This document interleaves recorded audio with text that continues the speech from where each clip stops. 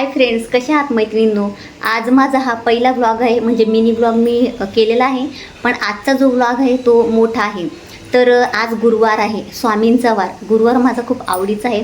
तर आज गुरुवारची मी पूजा कशा पद्धतीने करते, गुरुवारी मी काय काय करते ते मी आज तुमच्यासोबत शेअर करणार आहे. त्याआधी मी तुम्हाला माझं इंट्रोडक्शन करून देते. माझा पहिला जो मिनी व्लॉग आहे तो बऱ्याच जणांनी बघितला नसेल, तर परत पुन्हा एकदा मी तुम्हाला माझं इंट्रोडक्शन करून देते. माझं नाव भावना आहे, मी मुंबईला राहते आणि माझं माहेर सुरतचं आहे, गुजरातचं. 2 मुली आहेत मला आणि यासोबत माझा एक रॅबिट आहे, त्याचं नाव मिकी आहे. तर अशी छोटीशी माझी फॅमिली आहे. तर यांच्यासोबत मी काही क्षण माझे छान तुमच्यासोबत घालवणार आहे. तर आजचा जो व्लॉग आहे तो म्हणजे गुरुवारचा दिवस माझा कसा जातो ते मी तुमच्यासोबत शेअर करणार आहे. माझं आज एक पार्सल आले आहे. ते पार्सल मी किती दिवसांपासून त्याची वाट बघत होती. तर ते पार्सल कोणतं आहे ते मी तुमच्यासोबत शेअर करणार आहे. तर चला आजच्या आपल्या व्हिडिओला सुरुवात करूया.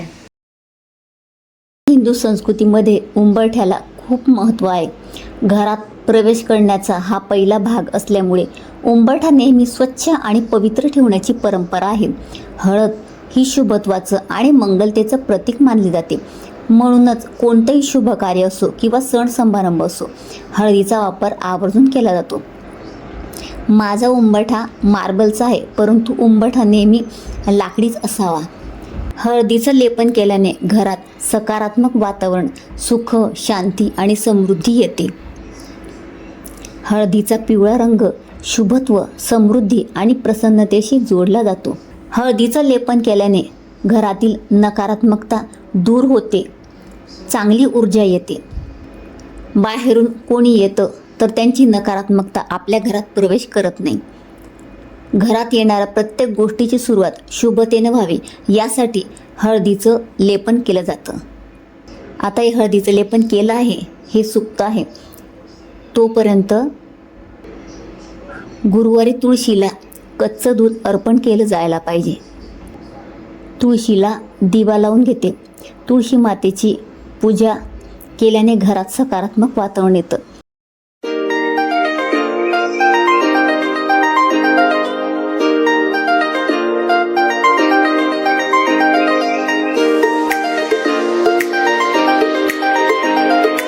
त्यानंतर अन्नपूर्णा मातेची पूजा करून घेतली. कुंकवाने स्वस्तिक काढून घेतलं. म्हणजे आपल्या शेगडीची सुद्धा पूजा व्हायला पाहिजे. तसं तर दररोज व्हायला पाहिजे, परंतु अशा शुभदिनी तरी व्हायलाच पाहिजे. तर हे सगळं झाल्यानंतर आता मी देवपूजा करून घेते. म्हणजे तोपर्यंत हळदीचं लेपून माझं सुकेल आणि त्यानंतर मला रांगोळी काढता येईल. आज गुरुवार आहे, त्यामुळे देव सगळे उजळून घेतले. आता आधी स्वामींचा अभिषेक करून घेते. स्वामींचा गुरुवारी अभिषेक झाला की मनाला खूप प्रसन्न वाटतं आणि स्वामींची एक दिवस खूप छान पूजा होते, खूप भारी वाटतं. गुरुवारी स्वामींचा अभिषेक होणं खूप गरजेचं असतं. तर बघा, देवपूजा झाल्यावर स्वामींच्या चेहऱ्यावर किती तेज आलं आहे.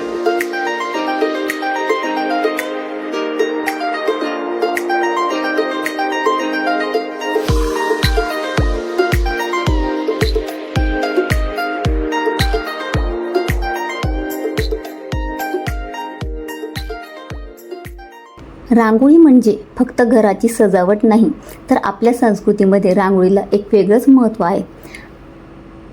दाराबाहेर रांगोळी काढणं म्हणजे आपल्या घरात शुभत्वाचं आणि मंगलतेचं स्वागत करणं असतं. रांगोळीमुळे घराच्या वातावरणात प्रसन्नता येते आणि मनालाही एक सकारात्मक ऊर्जा मिळते असं मानलं जातं.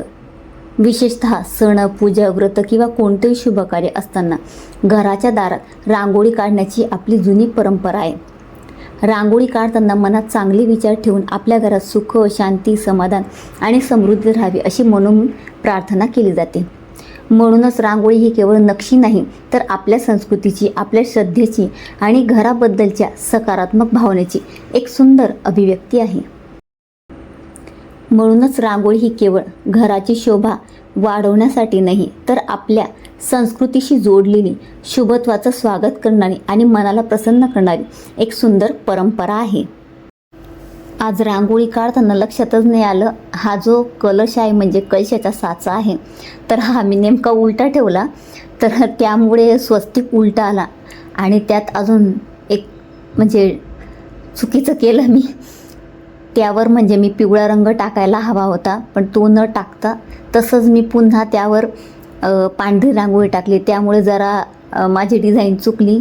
ठीक आहे, काही हरकत नाही.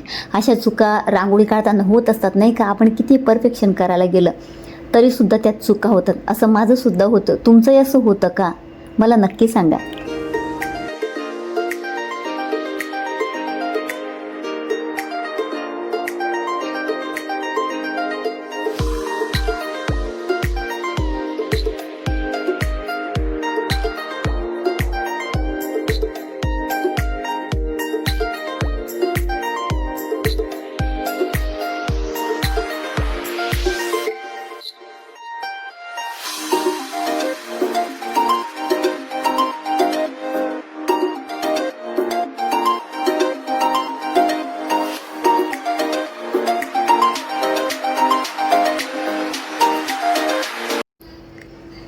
आता ज्या पार्सलची मी वाट बघत होती ते पार्सल ओपन करते.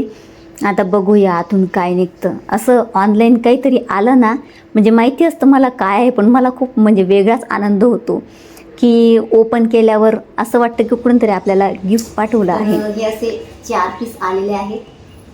स्टँड मागवले होते मी, कारण मग कसं होतं की बाल्कनीत मी जे झाडं ठेवलेली आहेत तर ती खाली खूप गर्दी होती आणि काय होतं, जागा पण जाते. जागा तर जातेच, पण त्यासोबत पाणीसुद्धा होतं आणि उभं राहायला जागा राहत नाही. खूप अडचण होती. त्यामुळे असे हँगिंगचे आणले मी. असे मला छान हँग करायचे आहे. तर हे मी ऑनलाईन मागवले आहे. तुम्हाला याची लिंक हवी असेल तर मी तुम्हाला लिंक कमेंटमध्ये देईन.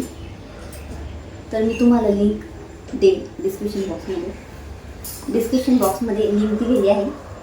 तिथून तुम्ही परचेस करू शकता किंवा मला कमेंटमध्ये लिंक टाईप करा, मी तुम्हाला लिंक देते याची. तर खूप छान आहे, म्हणजे क्वालिटी पण छान आहे आणि दणकट आहेत, एकदम हलके नाही आहेत. माझ्या कुंड्या छान बसतील. तर असे माझे पार्सल होते.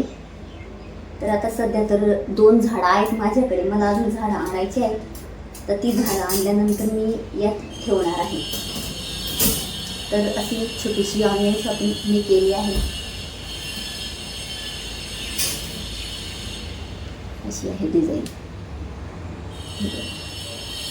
सुंदर वाटते, डिझाईन पण छान आहे. असं हँग केल्यावर छान वाटते.